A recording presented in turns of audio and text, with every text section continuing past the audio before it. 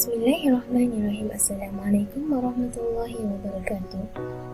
Dalam video ini, kami akan menceritakan tentang sebuah kitab manuskrip yang bertajuk Syarah Latif atas Mukhtasar Jawharah At-Tauhid.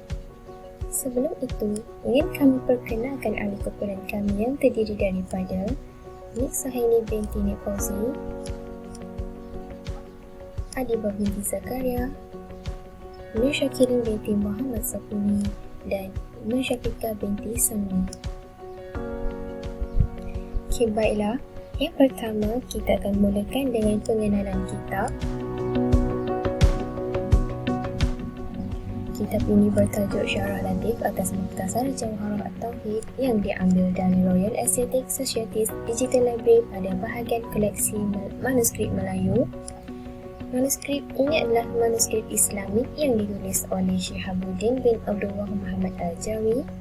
Bahasa yang digunakan dalam manuskrip ini adalah bahasa Melayu Jawi klasik dan beberapa perkataan Arab. Kitab manuskrip ini telah diterbitkan pada tahun 1750-an. Dan seterusnya, bilangan halaman muka surat yang terdapat dalam manuskrip ini adalah 225 muka surat, dan ahli kumpulan kami telah mentransliterasikannya 40 daripada 225 muka surat. Setiap halaman dalam manuskrip ini terdapat 15 baris dan terjemahan bahasa Arab telah diterjemahkan oleh Syekh Ibrahim Al-Laqani dan ditransliterasikan kepada bahasa Melayu Jawi. Ini adalah topik yang akan diceritakan pada video ini. Baiklah, yang pertama, membaca Bismillah dan Alhamdulillah. Bismillah membawa maksud dengan nama Allah yang Maha Pemurah lagi Maha Penyayang. Manakala Alhamdulillah membawa maksud segala puji bagi Allah. Puji dari segi luar ialah memuji kepada Allah Ta'ala dengan lidah. Dari segi istilah pula, puji ialah memuji akan Allah Ta'ala kerana memberi nikmat kepada hamba-Nya. Tetapi ia adalah sunat untuk membaca Bismillah atau Alhamdulillah atau berzikir pada tiap-tiap perbuatan yang tidak melibatkan perkara yang makruh dan haram. Makruh sekiranya kita berada di tempat yang kotor dan najis untuk membaca Bismillah dan mengucapkan Alhamdulillah. Pada halaman seterusnya, ia menceritakan tentang keluarga Nabi Muhammad SAW. Nabi telah dilahirkan di kota Mekah dan kuburnya terletak di Madinah Munawwarah. Baginda telah diberi tugasan oleh Allah Subhanahu Wa Taala untuk menyampaikan wahyu kepada seluruh umat manusia. Keluarga baginda amatlah bertakwa kepada Allah Subhanahu Wa Taala. Nabi Muhammad mempunyai 7 orang anak, iaitu 3 lelaki dan 4 perempuan yang terdiri daripada Qasim, Abdullah, Ibrahim, Fatimah, Zainab, Ummu Kalsum dan Ruqayyah. Nabi amat suka untuk menuntut ilmu bagi menyebarkan dakwah dan mengembangkan lagi syiar Islam kepada umatnya. Menuntut ilmu adalah fardu ain bagi setiap umat manusia. Pada halaman yang seterusnya, manuskrip ini menceritakan tentang ilmu yang mana ia berkait dengan sikap Nabi yang suka menuntut ilmu. Baiklah, ilmu terbahagi kepada 2, iaitu ilmu tasawuf dan ilmu tasdik. Ilmu tasawuf membawa maksud pandangan atau gambaran tentang sesuatu perkara, manakala ilmu tasdik adalah kebenaran dan mempunyai bukti yang sahih. Baiklah, ilmu tasawuf terbahagi kepada 2, iaitu tasawuf mutlak dan juga tasawuf tuwasit. Tasawuf mutlak ialah menggambarkan sesuatu perkara dalam minda dan fikiran, manakala tasawuf tuwasit adalah menggambarkan sesuatu perkara di dalam fikiran serta ketegasan.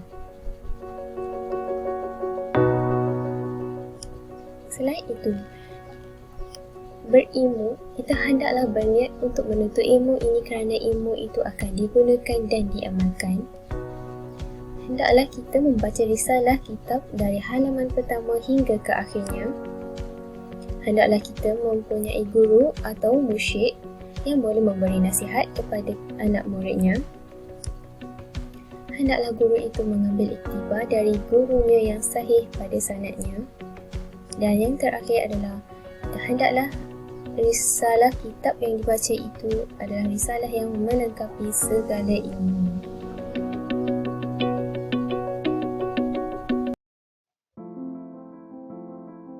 Perbincangan seterusnya dalam manuskrip adalah berkaitan dengan nafsu. Nafsu terbahagi kepada 4 bahagian. Yang pertama, nafsu al-matmainnah. Yang kedua, nafsu amarah. Yang ketiga, hawa nafsu. Dan yang keempat, nafsu tama'ahu. Nafsu matmainnah bermaksud jiwa yang telah mendapat ketenangan dan berpuas hati dalam mengabdikan diri kepada Allah. Ada juga yang cenderung kepada perbuatan duniawi, iaitu nafsu amarah. Nafsu amarah bermaksud suatu keadaan jiwa yang mendorong manusia kepada keburukan dan dosa. Seterusnya adalah hawa nafsu. Dan yang terakhir adalah nafsu tama'ahu. Nafsu tama'ahu bermaksud nafsu akan ketamakan. Ia terbahagi kepada 2 bahagian. Yang pertama adalah tama'ahu mahmudah. Yang kedua adalah tama'ahu mazmumah. Tama'ahu mahmudah bermaksud mengerjakan ibadah demi ganjaran di akhirat. Manakala tama'ahu mazmumah bermaksud mengerjakan ibadah demi kemewahan duniawi.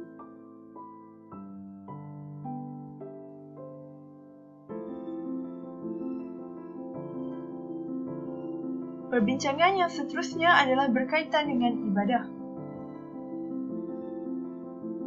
Beribadah adalah berniat untuk mendapatkan hasil serta manfaat dan menolak kemudaratan di akhirat nanti.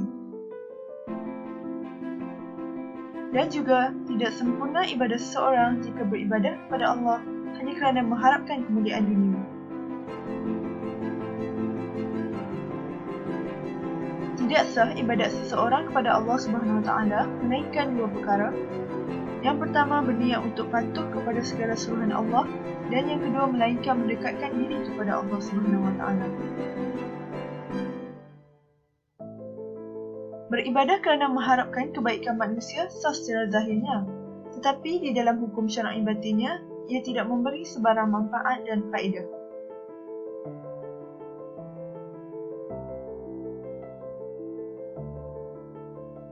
Disebutkan juga di dalam manuskrip ini berkaitan dengan ikhlas. Keikhlasan dalam melakukan sesuatu perkara terbahagi kepada 3 bahagian. Yang pertama adalah ikhlas danihi.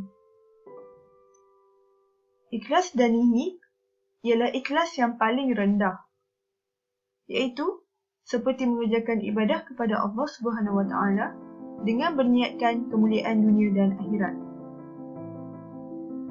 Seterusnya adalah ikhlas wusta.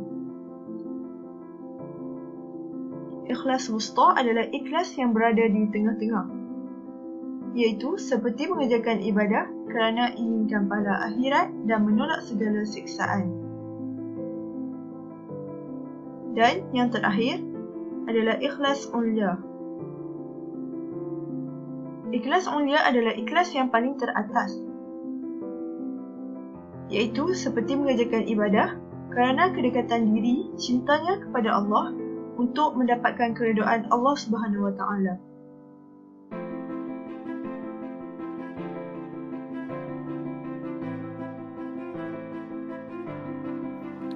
Okey, pada halaman manuskrip seterusnya, ia menceritakan tentang hukum syarak. Hukum syarak adalah hukuman dari Allah SWT kepada hamba-Nya. Jadi, hukum syarak ini terbahagi kepada 5. Yang pertama, hukum wajib. Jika dilakukan akan mendapat pahala dan jika kita tinggalkan, kita berdosa.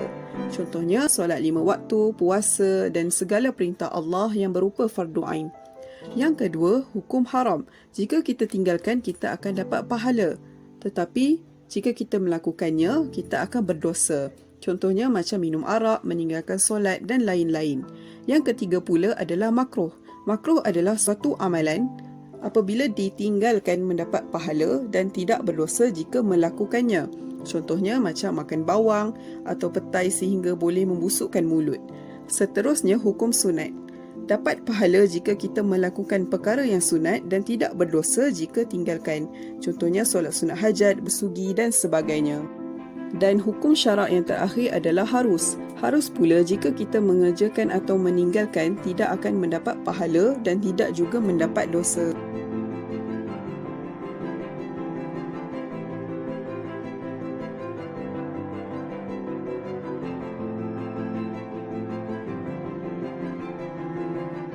Okey, seterusnya manuskrip ini juga membincangkan tentang beriman kepada Allah SWT dan beriman pada Rasulullah SAW. Secara ringkasnya, beriman pada Allah SWT bererti bahawa Allah SWT itu Maha Esa dari segi zat, sifat dan perbuatannya. Beriman bahawa Allah SWT yang menciptakan alam ini dengan sifat-sifatnya. Seterusnya, beriman pada Rasulullah SAW pula beriman bahawa Nabi Muhammad SAW adalah pesuruh Allah yang diutuskan untuk membawa rahmat. Jadi, apa syarat-syarat beriman? Yang pertama adalah menerima dan mempersetujui bahawa Rasulullah SAW seorang yang mulia. Yang kedua adalah taat dan patuh terhadap segala ajaran yang dibawa oleh Nabi Muhammad SAW. Okey, seterusnya rukun Islam. Manuskrip ini menerangkan 5 rukun Islam. Yang pertama, mengucapkan 2 kalimah syahadah. Yang kedua, menunaikan solat fardu. Yang ketiga, puasa di bulan Ramadan. Yang keempat, mengeluarkan zakat. Dan yang kelima, menunaikan haji. Yang pertama, mengucapkan 2 kalimah syahadah, yang mana terdapat 2 pendapat, iaitu yang pertama, jika tidak mengucapkan 2 kalimah syahadah tetapi percaya sepenuhnya terhadap Allah Subhanahu Wa Taala dan Nabi Muhammad SAW, maka ia tidak berlaku mungkar. Yang kedua, jika berikrar dengan 2 kalimah syahadah tetapi tidak percaya kepada Allah Subhanahu Wa Taala dan Nabi Muhammad SAW di dalam hatinya, maka ia seorang yang munafik. Yang kedua, menunaikan solat fardu. Solat adalah ibadah fardu yang wajib dilakukan oleh orang Islam 5 kali sehari. Solat 5 waktu ini dikenali sebagai solat fardu atau solat yang wajib dilakukan. Terdapat 2 pendapat. Yang pertama, Sayyidatina Aisyah berkata, sesungguhnya permulaan solat yang diwajibkan oleh Allah Subhanahu Wa Taala untuk solat 5 waktu itu 2 rakaat, kemudian menjadi 4 rakaat di dalam 3 waktu, iaitu Zuhur, Asar dan Isya. Solat Maghrib menjadi 3 rakaat. Dan pendapat yang kedua ialah Ibnu Abbas radhiyallahu anhu berkata bahawa difardukan oleh Allah Subhanahu Wa Taala solat 5 waktu itu 4 rakaat, melainkan solat Maghrib 3 rakaat dan solat subuh 2 rakaat. Seterusnya, rukun Islam yang ketiga, puasa di bulan Ramadan. Umat Islam hanya diwajibkan berpuasa di bulan Ramadan seperti yang telah disyariatkan oleh Allah Subhanahu Wa Taala. Yang keempat, mengeluarkan zakat. Zakat adalah mengeluarkan sebahagian daripada harta yang tertentu kepada golongan tertentu apabila cukup syarat-syaratnya. Dan yang kelima, menunaikan haji di Mekah.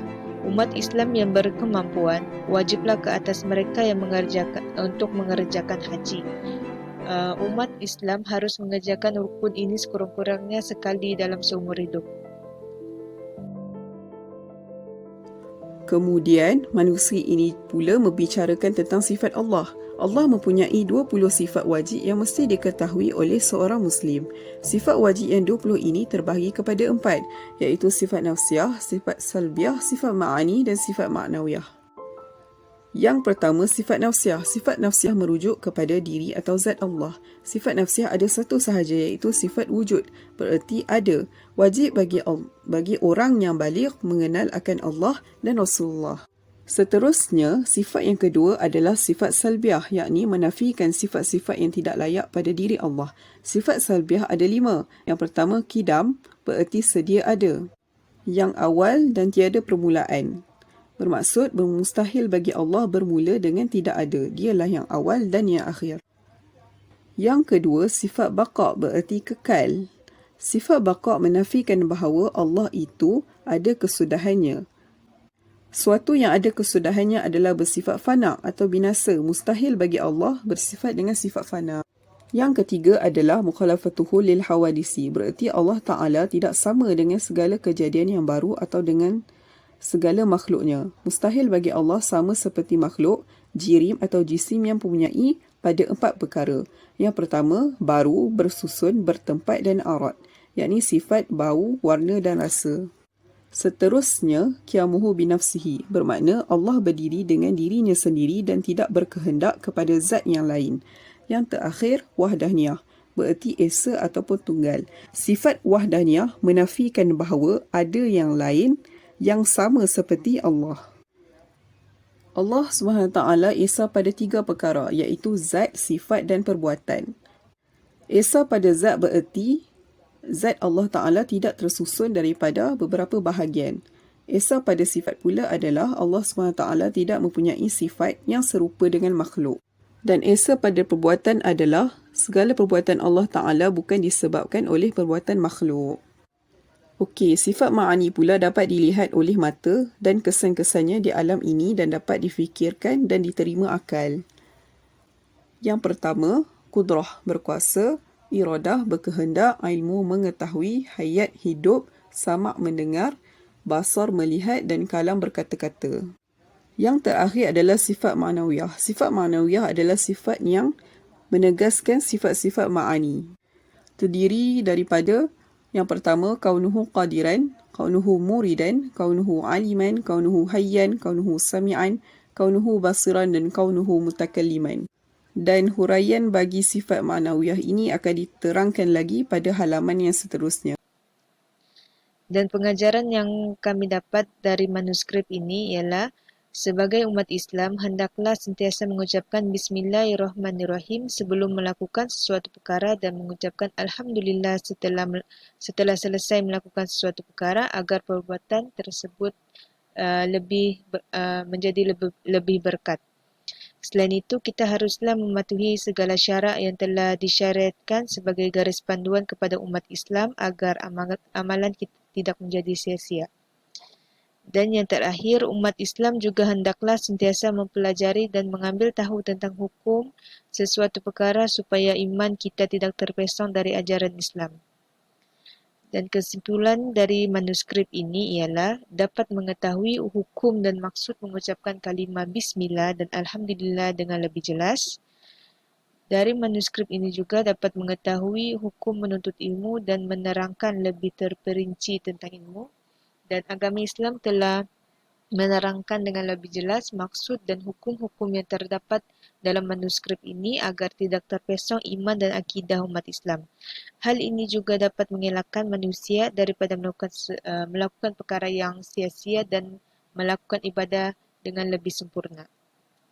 Sekian daripada kumpulan kami. Terima kasih.